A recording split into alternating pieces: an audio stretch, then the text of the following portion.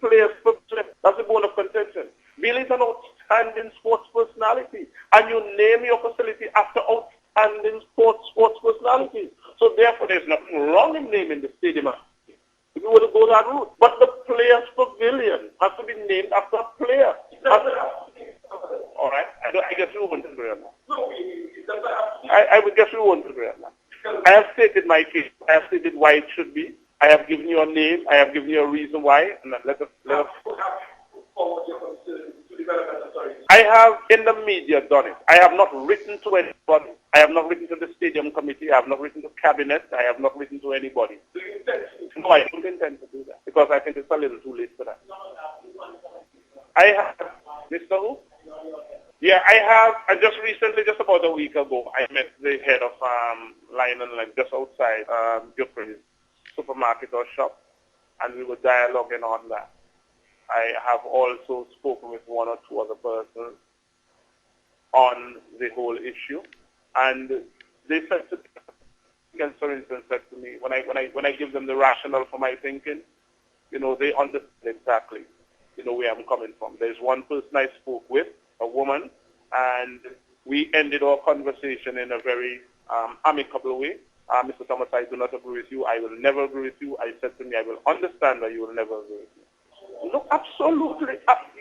We are missing the point here. We are taking this thing into a personality conflict. I am saying that if you were to name the Players' Pavilion, let the Players' Pavilion bear the name of a player. Any other aspect of the stadium or the stadium itself could bear the name of Billy Doctrove. This is what I'm saying. And I think that's very clear.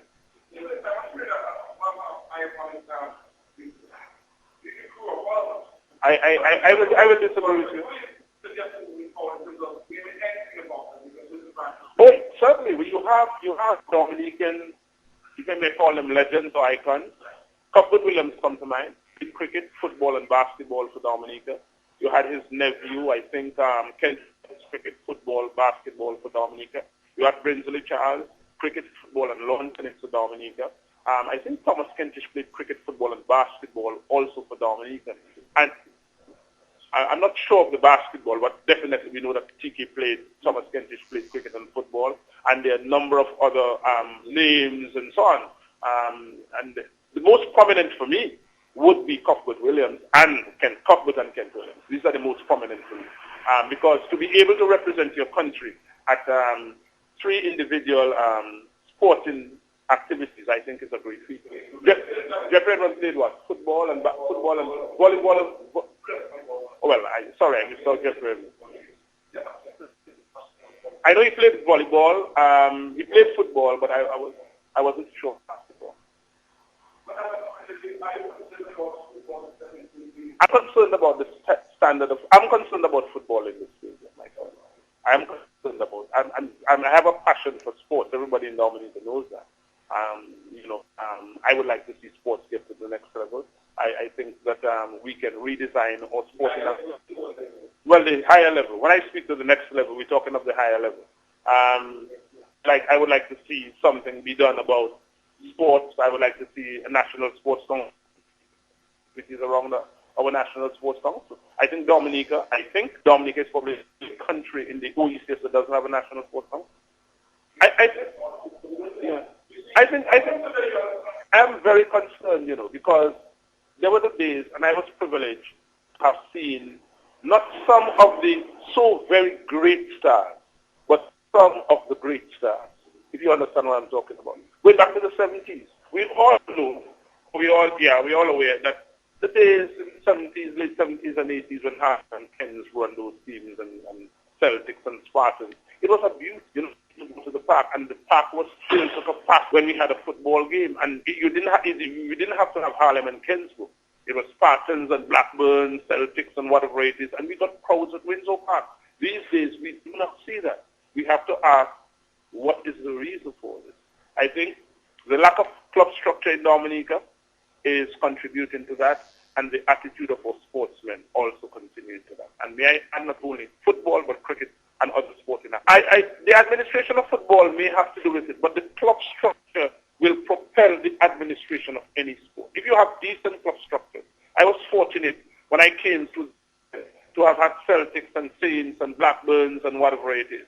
And I remember being, if you want to call it, cushioned by guys like Brinsley Charles and Chaucer Doctor, Hartford Zamora, Norbert Phillip, Cecil Elwin, Vincent Elwin. Those guys were like my big brothers.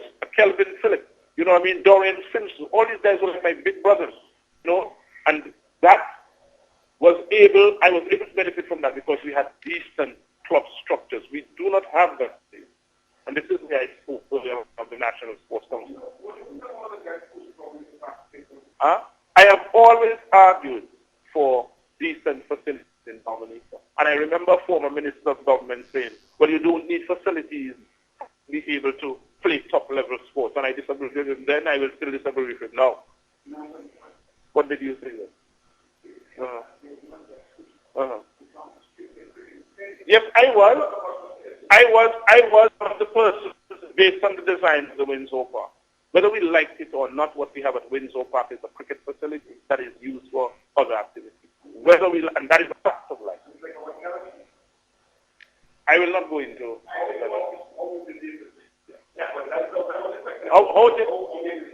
given our discussion here this morning, yeah, we can be the first to do it.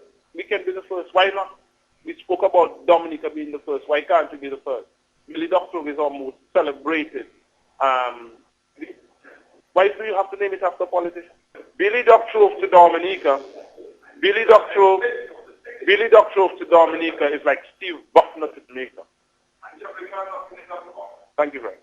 You want to be the first? I suggest we go ahead and name it.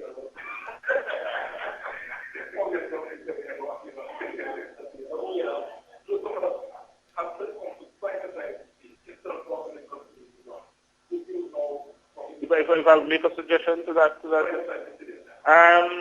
yes and no. I will tell you why I say yes and no. Yes, because the stadium still carries political connotation.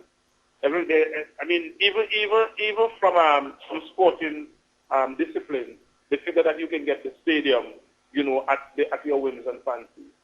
We are not planning properly, I think, and it's no fault of the stadium management for the use of the facility. If you go to the park right now, we're preparing for the 2-1 internationals here, and you'll see the amount of work. And of course, when you're preparing for cricket does take a lot of work. But I'm saying if you plan properly, if you go and you privatize the stadium and somebody comes to you and they say, no, and then you can probably go to some of the person and say, all right, look, right now, anybody who wants to use the stadium can get the use of the stadium.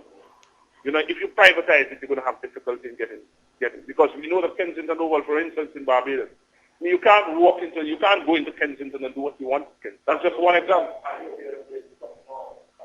There is talk now about government may have to privatize it. If that is government's decision, let them go ahead and do it. I really don't have a view on it. No. I mentioned the name Jeff Charles.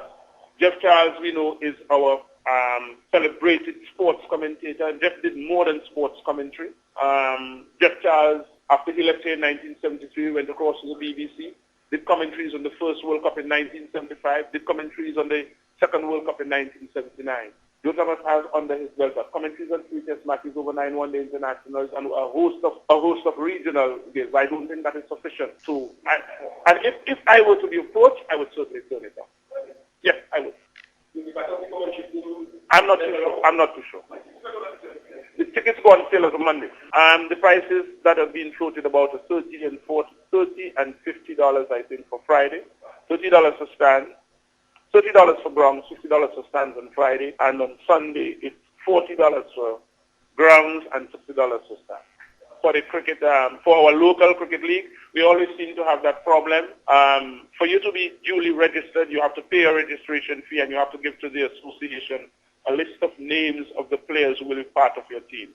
There are some teams that have not done that, and it's really frustrating because we can't do up our fixtures. We're in April, and we can't, you know what I mean? We can't do the fixtures. Suppose you have given me a list of names of the persons who you want to play for you, and 2 days later or next week you decide you're pulling out because you cannot find the funds to register. What are we going to do? What should we do? You understand the problem that we are having? So, for teams to be duly registered, they have to give us a list of names and they have to pay their registration.